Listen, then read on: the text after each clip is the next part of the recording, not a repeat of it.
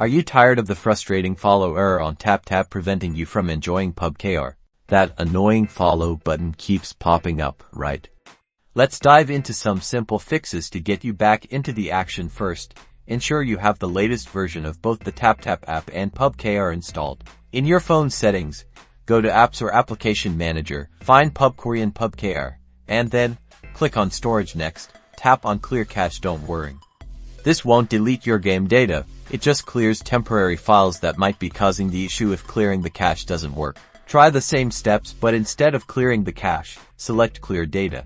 Be aware that you may have to log back into your game if issues remain. Ensure you have a stable internet connection. Switch between Wi-Fi and mobile data to test if one is performing better. This can sometimes resolve the follow error. Also, sometimes there is a server issue and the system may need a restart, so close the game entirely. Another quick fix is to close both the Taptap app and PUBG KR completely, then restart both applications in order and open PUBG KR. If those steps do not work, you can then uninstall PUBG KR, then download the APK file to install the game again. Finally, if none of those steps work, reach out to Taptap support via their app. Hopefully, these tips get you back in the game without having to hit that follow button.